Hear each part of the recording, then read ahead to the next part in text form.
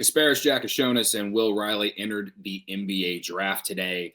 So let's talk about it. Let's start with Will Riley, and then we'll go to Kasparas, and then we'll kind of do a recap of their one season at Illinois and how we perhaps could look at them 5 years down the line.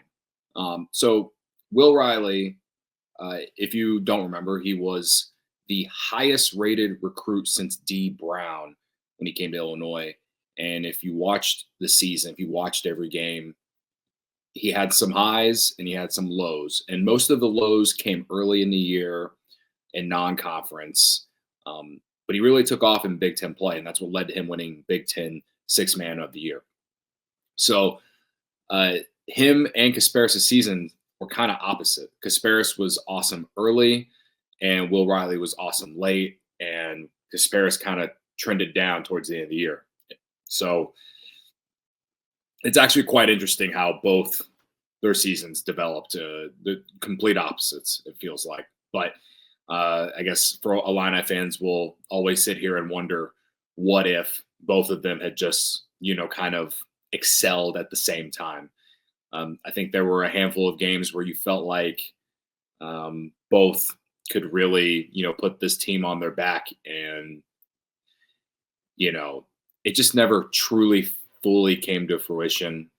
You saw some really fun moments from both of these dudes, and they won an NCAA tournament game to their standard. Getting to the second weekend is it. They didn't get there, so one might say it was a disappointing season. Another might say they were young, one of the youngest teams in the country.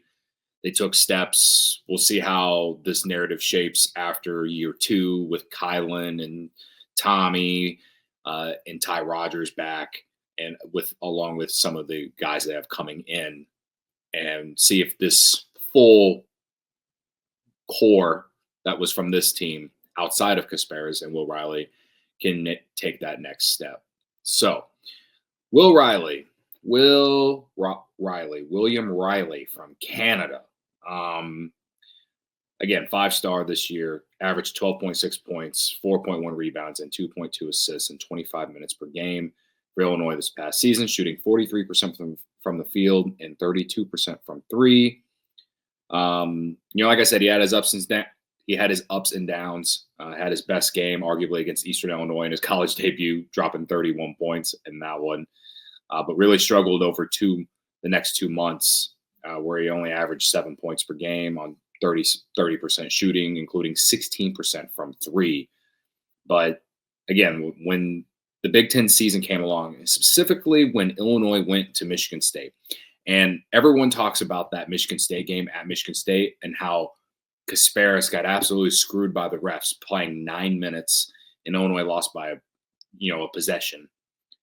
And no one remembers that Will Riley was like a big reason why they were in the game and had a chance to win the game. And I felt like that was kind of his coming out party in Big Ten play. And he became so much more consistent, and you could see the development in his body and game as the season went along from that point forward. He posted something on his Instagram or social media, like a graphic saying how appreciative he is of Illinois and the coaching staff, all that stuff. You can go read that if you want. I won't read it for you. But I think for Will Riley, I put up a video last week kind of talking about a dream. I had a dream that maybe Will Riley would come back, and that still could happen. ESPN has him projected as or not projected, but ranked as a top 15 prospect on their draft board. And there are other outlets that have him ranked lower. CBS has him number 33. The Athletic has him at number 49. So it's a very wide range of rankings. And so he's going to go to the combine, and we'll see what happens. And he has until May 28th, I believe. Yes. The combine is May 11th through the 18th here in Chicago. And then the deadline to withdraw is May 28th. So just because him and Kasparas enter the draft that doesn't mean that they can't come back to Illinois. Now I'm talking about Will Riley to start, just because I think it's pretty clear that Kasparas isn't going to come back. But with how some of these outlets have Will Riley ranked, I guess that's one of the few things I have, I'm like on the tip of the cliff with like a fingertip. That's what's holding me up. That's what's keeping me up. These rankings. And listen, I'm not rooting for him to go fail at the NBA draft, but man, I just think about what this Illini team could be next year with Will Riley in year 2. He'd potentially be a first team All-American. He'd be projected to be one, right? He would far and away be one of the best players in the Big Ten. And you give him a whole summer with Adam Fletcher working on his game, with some of the guys I have coming back. That I could dream. I could dream about that, if that were to play out. So we'll see what happens at the draft combine. But I think with Will Riley, of the two, he's the most likely one to come back, if so. But it was the right decision for him to enter the draft and see what happens. So I think money plays such a big part in this decision. If he hears word that he's projected to go, towards the end of the first round, into the second round, yeah, perhaps he could come back, because he could probably make more money at Illinois next season than going to the NBA and go to the G League for a year or whatever. So I think that the money sure plays a part in it. But I also just think another full year in college could really help his development too. He took such great strides as a freshman at Illinois, man. And I think he's going to be a really good NBA player, just based off the size. You look at the length that he has, like, you think of guys like Kevin Durant. I'm not saying he's going to be Kevin Durant, but they have similar body types, right? And so to me, if he goes and shows out at the combine and he stays in, I think he'll probably be a top 20 pick. And going into the season, that's basically where he was projected to go. So it'll be interesting to see how this all plays out with Will Riley, but I'm wishing him nothing but the best. And, it's just 1 year. And can I sit here and say he's an Illini legend? Probably not, just because it's just 1 year and you didn't go deep in the tournament. I'll always remember that game against Xavier to win the one game in the NCAA tournament, most likely. I'll remember that game. And he had some fun moments. I mentioned the Michigan State game. He had other games down the stretch. His play late in the season against Purdue, he had a great game. He had a great game.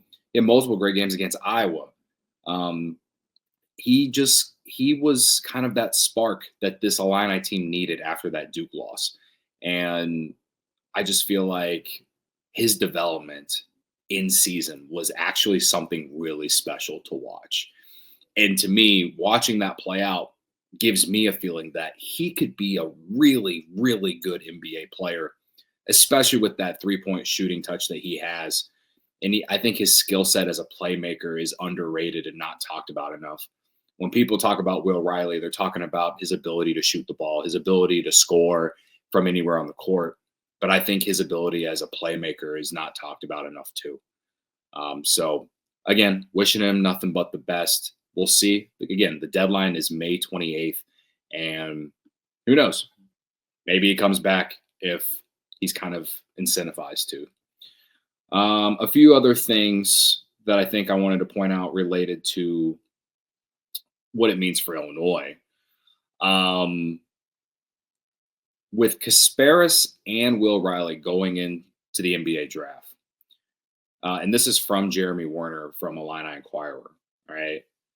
They will likely become Illinois' first one-and-done draft picks in program history, which is actually really crazy to think about, because we've seen so many great Illinois players come through, whether it's Ayo Dosunmu, whether it's, Terrence Shannon Jr., go back in the day, D. Brown, Darren Williams, Luther Head, Myers Leonard, Well, all those guys stayed beyond 1 year, and times were different, especially back in the 2000s and stuff like that. But it's crazy that even in the last handful of years, they haven't had a one and done. But I think the point I'm trying to make here is that it's such a huge thing for the Illinois basketball program that they're getting these types of talents. Now, do I want Illinois to become a one and done school, kind of like how Kentucky was with John Calipari? No, I would like Illinois to be able to have some form of continuity. I would like Illinois to have some guys who want to stick around. As much as I hate Purdue, Braden Smith announced that he's coming back for one more year at Purdue this year, at Purdue next year.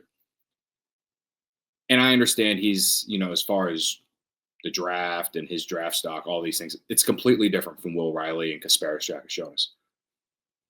But I won't sit here and lie to y'all when I say that I'm a little jealous that Braden Smith is a Purdue legend already. He might go down as a bigger legend than Zach Edey if they make a deeper run next year, just because he's been there longer. I'm not saying he's better than Zach Edey. They play two different positions. They're both complete different sizes. But Braden Smith, he's one of the few in college hoops these days that A, stay at the same school the entire time, and B, stay there for a long time. I think one day Braden Smith will be playing in the NBA. I just think he's good enough, and he just has a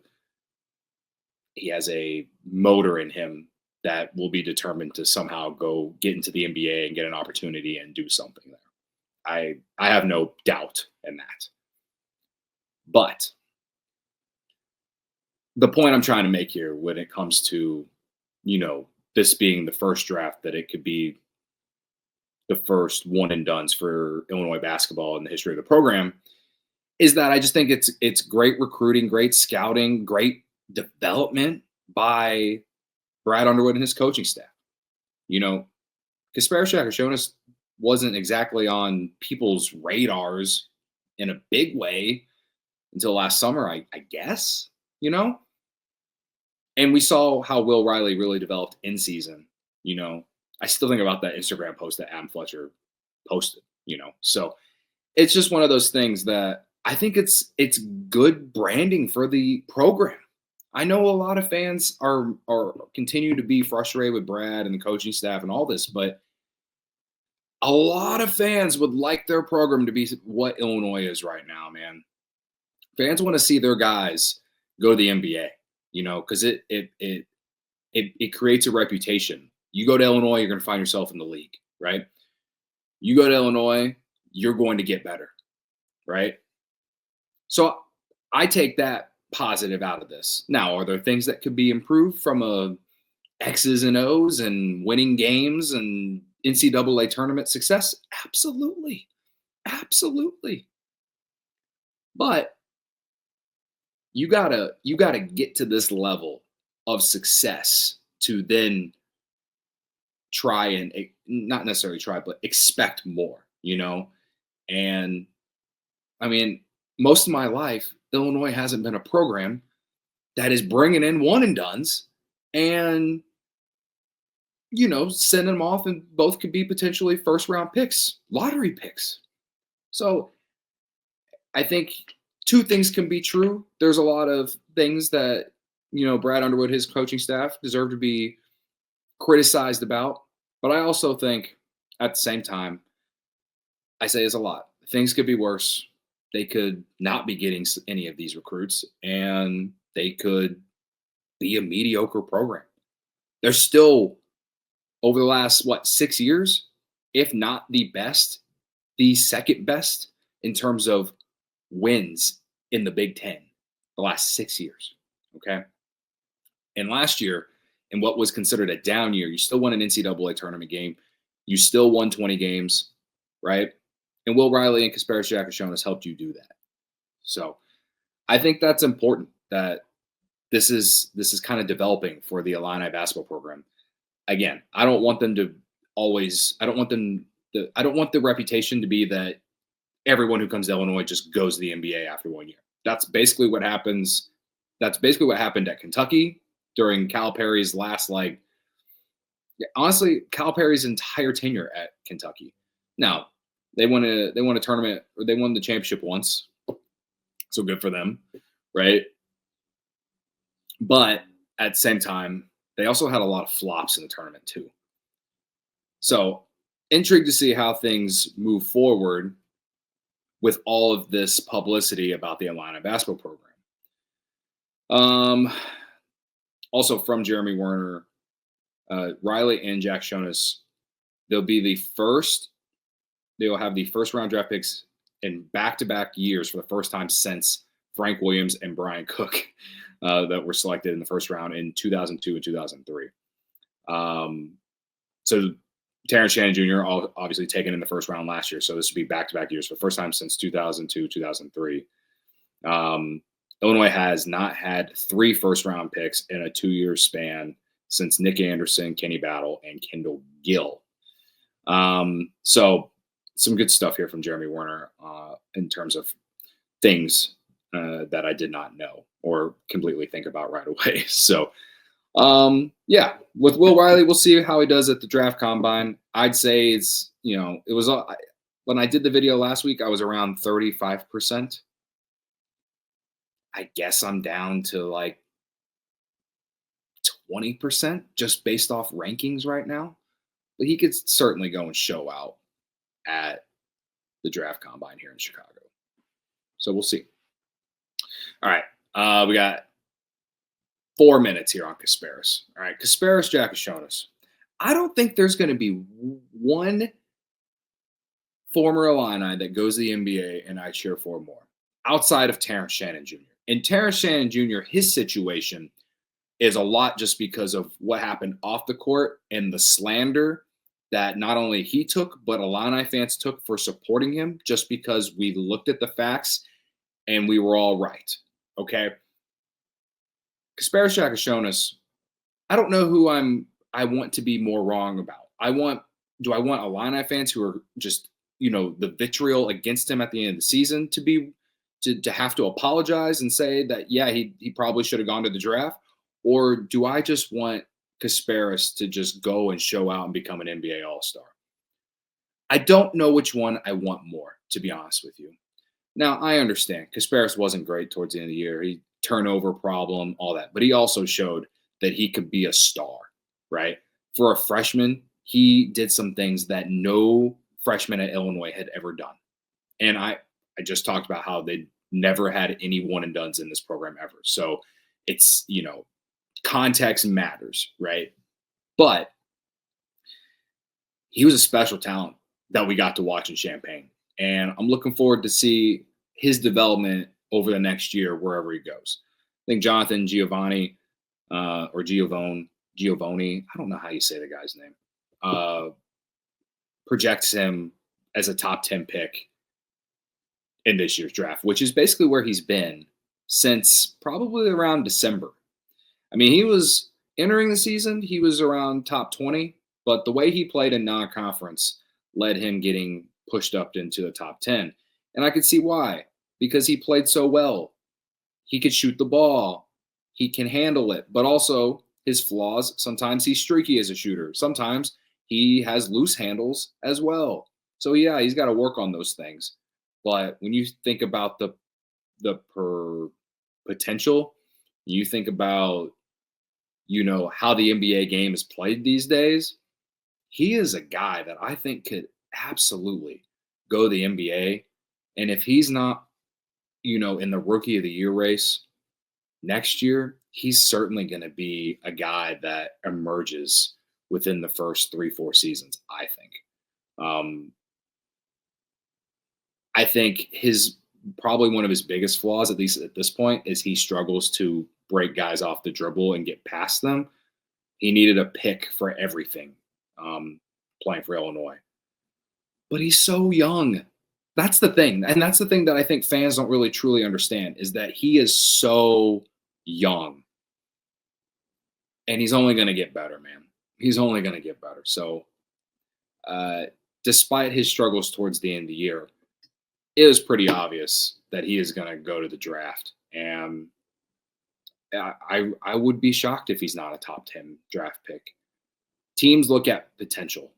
He's going to probably show out at that draft combine, and teams will use that information, and then teams will,